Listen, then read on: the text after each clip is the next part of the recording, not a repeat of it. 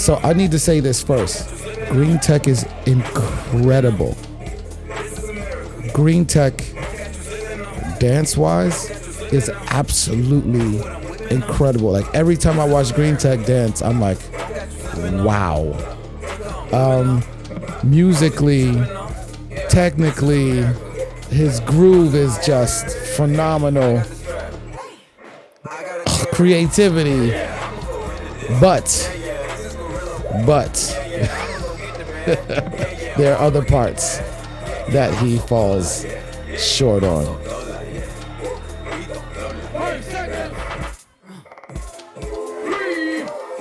Incredible, man. Like his angles, everything, his ability to get to the floor and get back up is. And this is Wizzard. Wizzard's a whacker.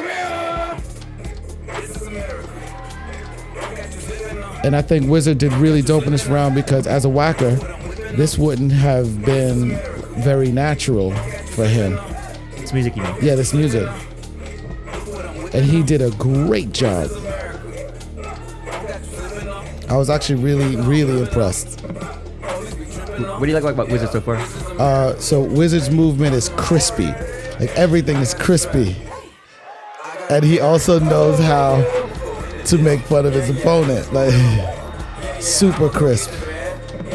This shit. Okay, so obviously we need to talk about that moment. This shit, man. So I got really, really mad when I saw this, man. I was livid when I saw this. Yeah. That was a disrespect.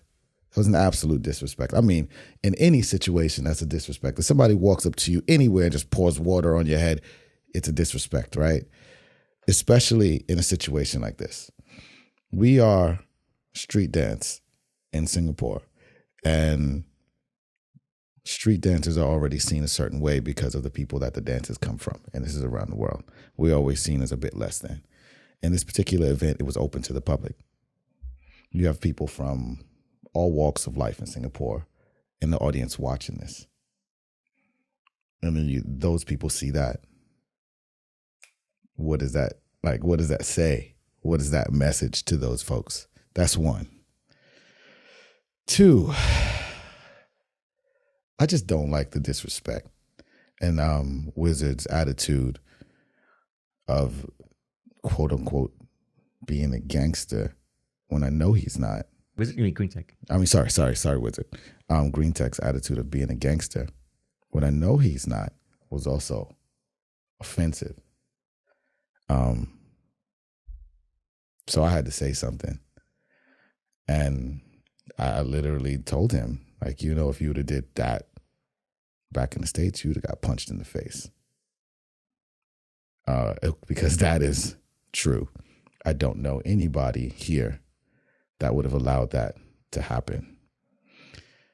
I also feel like because Wizzard was whacking, and whacking is a dance from the gay scene, I also feel like that was a little bit of homophobia happening. It was like, wow, this dude is really coming at me. And Wizzard had a chance because Wizzard was rocking. And Greenteck felt intimidated and knew nothing else to do. Instead of coming out and getting busy the next round, decides to do that. Yeah, to my eyes, I didn't see anything that Wizzard did to warrant that response from Greenteck. Me neither. There was nothing. And that was the whole thing that pissed me off. Wizzard didn't touch Greenteck, didn't disrespect Greenteck in any way possible. He was just coming at him in the battle, which is what you're supposed to do. The same way that Wizzard went at them in the battle. And yeah, it was so ridiculously offensive. And I know, for real, if that would have happened to me and Greenteck would have went 5 minutes. We'd have fought. And if it would have happened to any person that's judging on that panel, imagine him doing that to anybody else you see on that panel. He got beat up. So, yeah, I was pissed. So one thing I hear you saying is because street dancers are already viewed a certain way, so there's a certain level of maturity and responsibility that needs to be had in order to represent your culture properly. Yeah, yeah, that's exactly how I feel. And we were just talking about the whole violence thing, right? That was a violent act. Whether there was blood drawn or he hit him, that was a violent act. Because if I walk up to you and just pour water over your head, you're going to be like, what the? And probably get really mad at me, unless we're like at the beach or some shit like that. Right? So, yeah, it was a violent act. He stepped way, way, way outside of the lines. And I think it was, I felt it. I felt humiliated because of what we represent. Like, we're representing something that's great, but we know how people look at it. So I was just like, yeah, no, I can't deal with this. So yeah, I had to say something. I couldn't hold it back. And the people that know me know that I'm not very good at holding my tongue. Would it be one of those things where, especially since so much blood and sweat and tears went into building this culture, to see someone on a platform that should be represented well do something that kind of just tosses all that out the window? Exactly. And and it just, there's a lot of layers to it. There's a whole lot of layers to it. The blood, sweat and tears, like the deepest layers, the blood, sweat and tears that came with building this culture. But then I know Felix, the dude who created this event, and the blood, sweat and tears that just go into creating this event even. Like, so there's a lot of layers to it. And he disrespected every single layer with that one action. That guy. Yeah, I don't know anything about Greenteck, but I am curious about, do you think there's anything where, wherever he comes from or whatever culture he's a part of, that this dude is from, he's from the suburbs in Montreal. He's not a gangster. He's not about that life. And everybody knows him, knows that he's not about that life. He's not that person. He didn't grow up like that. That is something that he bought into the story, right? He bought into it. He thinks that that's who he's supposed to be. But he's not that person, which is more offensive if you think about it. So, yeah. Yeah, again, so I don't know him, so this is all speculation on my part. Would it be fair to say that maybe he feels like he has to do this, given that he's taken on this identity, or you know what? Or it's like maybe he's using this to mask whatever like response he's actually doing. Like, hey, I'm gonna use this as an excuse. Yeah, I don't think there's many excuses for abuse. There's not many excuses for abuse. So no matter how he feels, his feelings are invalid. The time that he turned that bottle of water upside down on Wizzard's head, his feelings went invalid. How he feels doesn't matter. What he went through to that point doesn't matter. It's just, there has to be some place where it's just like the line of good and bad had been crossed. The line of doing something good and the line of doing something bad had been crossed. So I know a lot of people that went through a lot of shit and still can find that line. And yeah, he had crossed it. Yeah, do you think a lot of dancers make the same choices or fall for the same, I guess, path as Greenteck does? Like, do you think a lot of dancers out there are like thinking, oh yeah, I have to be this way because this is where the culture comes from? No, I don't.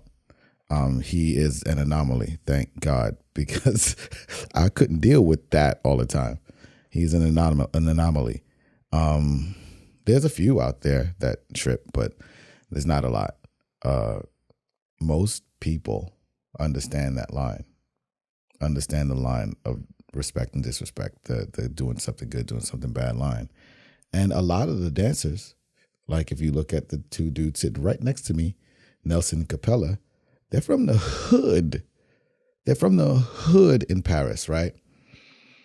And if you do something like that in those kind of places, you know that there's a risk of very serious bodily harm.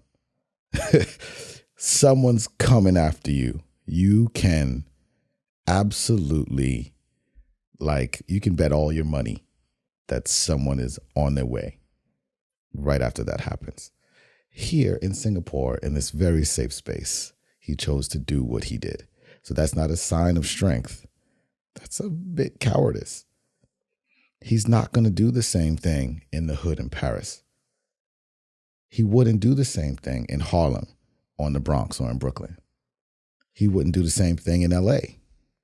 Yeah, so the theme of what you're saying is sounds to me like consequences, right? So depending on where you're from, you learn what not to do based on the consequences that you may face. So maybe because he's from the suburbs and not from that life, he hasn't really faced those consequences of doing this to somebody else. Yeah. But with that said, also knowing that this is an event and Wizzard doesn't seem like an aggressive person, doing that to Wizzard there's gonna be no consequences. Yeah. I once again, I don't know how he could figure that there's no consequences. It's kind of you're not from the same places I'm from. Do you think that there's a consequence to that? Me personally, I would never pour water on anyone's head. Exactly, right? Yeah. Exactly. Exactly. Yeah. Not even about the consequences. It's just like, why? But like I said, man, there's no excuses. He's from the suburbs of Montreal. So what? You kind of can figure, no matter where you're from, that's not really a cool thing to do. That's just kind of crossing the line.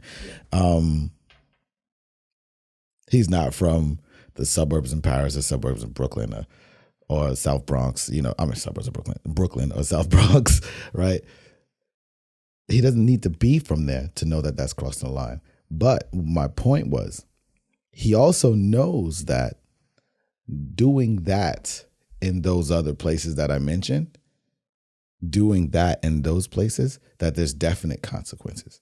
He felt that there was going to be no consequences, which means that he knows that consequence exists.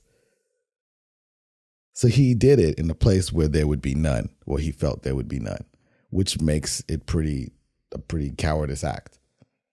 Yeah, I see what you mean when you explain those terms. Can you say a few words about like the responsibility of street dancers as far as like representing the culture and how much can weigh on this the way they show up depending on this? I don't want to put like the responsibility of the world.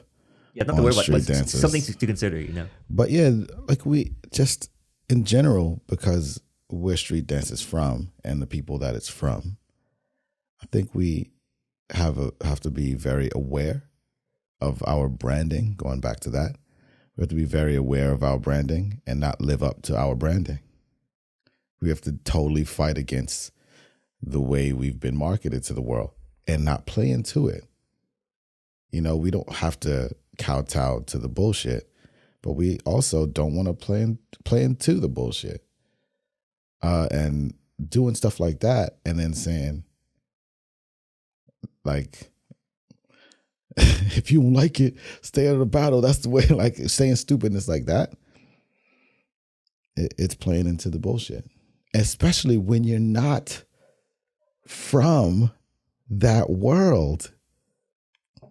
Yeah. All right. Yeah. Well said. I don't know what Greenteck is up to nowadays, so maybe he's changed from this. Hopefully. I hope, man. I hope Greenteck, if you're out there, I hope you're doing well. I hope you've grown from this time. It was already a few years ago. But yeah, brother, I hope you're doing well, and I hope you're doing better than you were at this point. Yeah, I would definitely agree with you that he's very talented in his dance. So it was a surprising to me to see him do this, just because, again, I don't know him.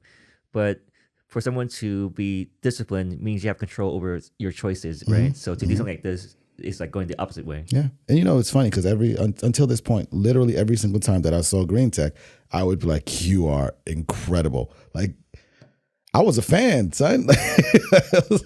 He's dope. And then he did this, and I was just like, it just knocked me out of the fandom. I was out of the fandom. Yeah. Well, okay. Well, thank you for the commentary. No doubt, man.